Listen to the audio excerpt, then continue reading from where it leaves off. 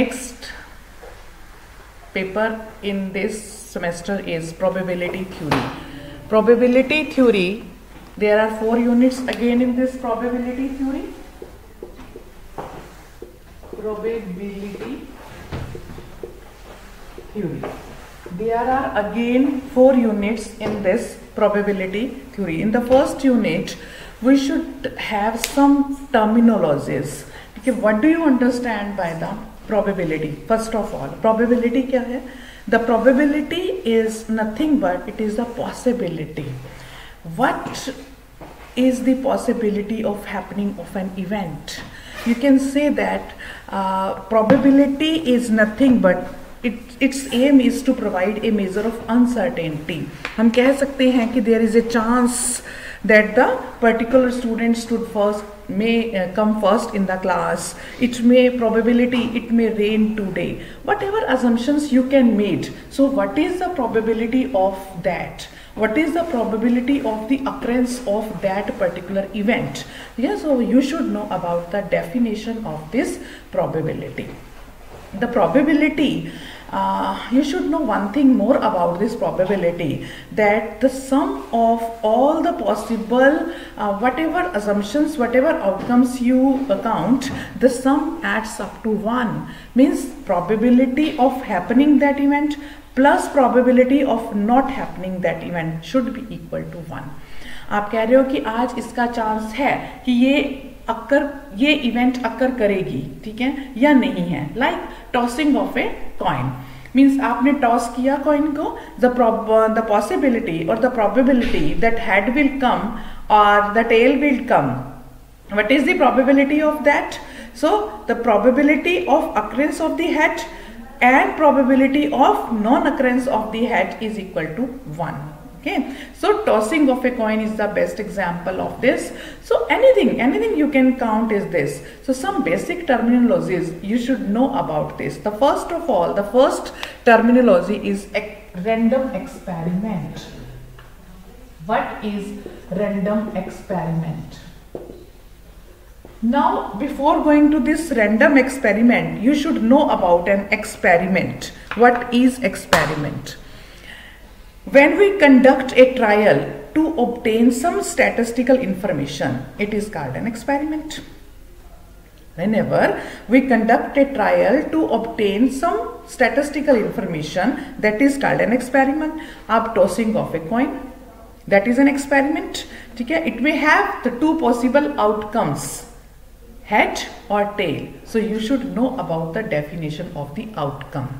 Whatever the result is after an experiment, that is known as outcome. So 3 definition.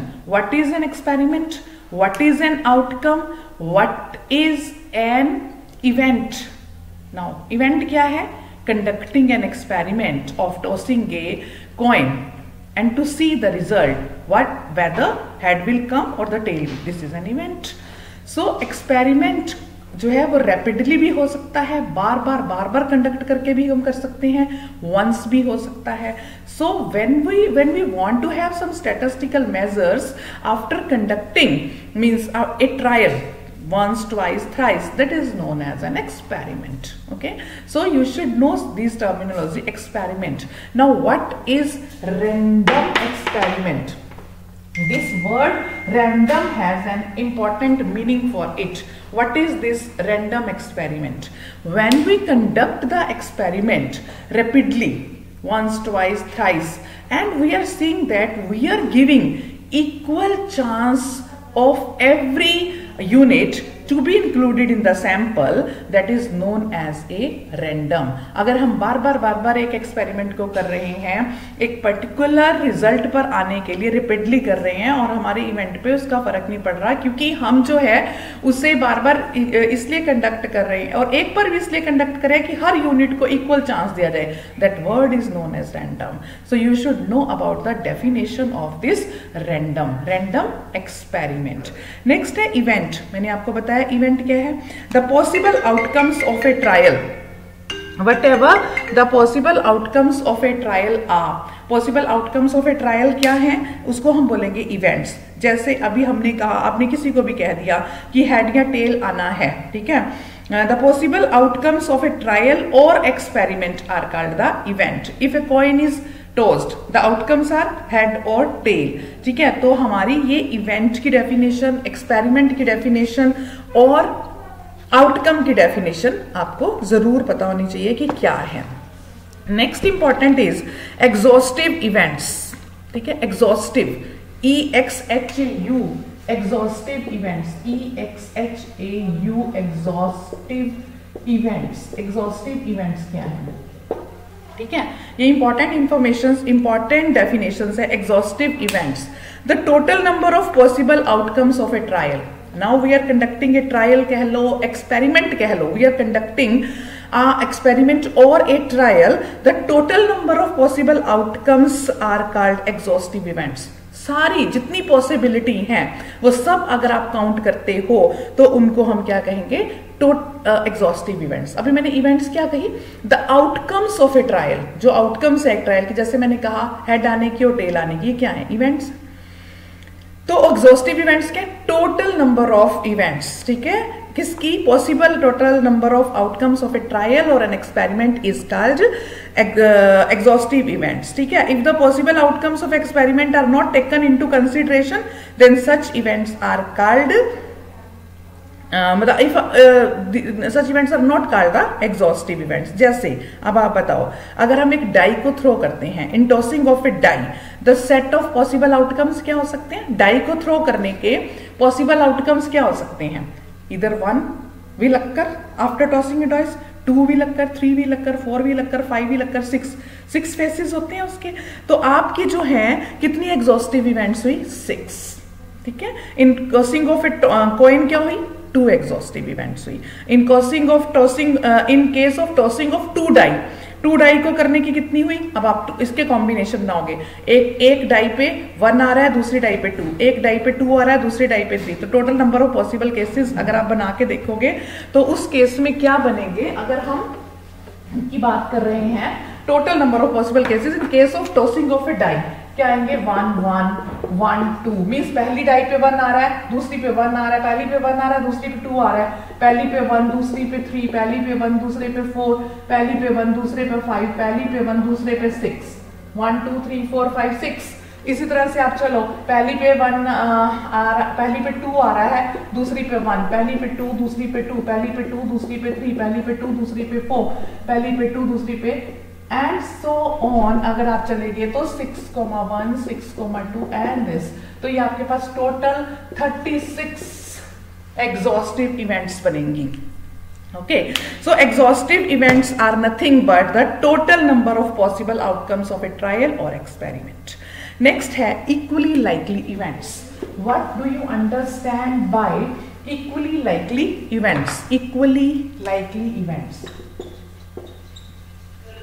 equally likely events, okay, equally likely events क्या हैं? The events are said to be equally likely if the chance of happening of each event is equal to this is equal or same, यानी कि events are said to be equally likely when one does not occur more often than the others, means किसी से दूसरे को हम preference, जैसे हमने कहा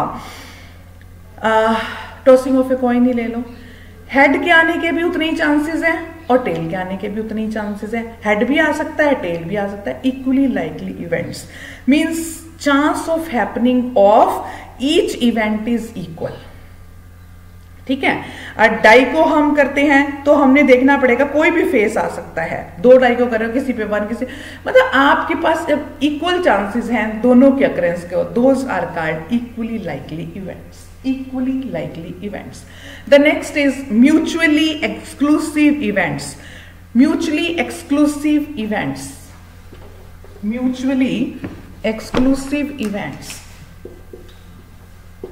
Mutually exclusive events. Now mutually exclusive events क्या हैं? 2 events are said to be mutually exclusive when they cannot happen simultaneously in a single trial. Two events are said to be mutually exclusive when they cannot occur simultaneously in a single trial. In other words, two events are said to be mutually exclusive when the happening of one excludes the happening of the other in a single trial. अगर एक के आने की है तो अब देखो आप tossing of a coin is another example. Again it is example of mutually exclusive. कैसे? Head and tail are mutually exclusive because both can not happen simultaneously. दोनों एक साथ नहीं आ सकते. So these are called the mutually exclusive events. Next है complementary events. Complementary events क्या है? You can say that if A and B are mutually exclusive and exhaustive, so they are complementary event. Means अब आप देखो जैसे हम tossing of a coin में कहते हैं हेड और टेल, तो एग्जॉस्टिव भी है और कॉम्प्लीमेंट्री भी है. एक आएगा तो दूसरा नहीं आएगा. हेड का कॉम्प्लीमेंट्री टेल, टेल का complementary head. So this is the complementary events. Simple and compound events.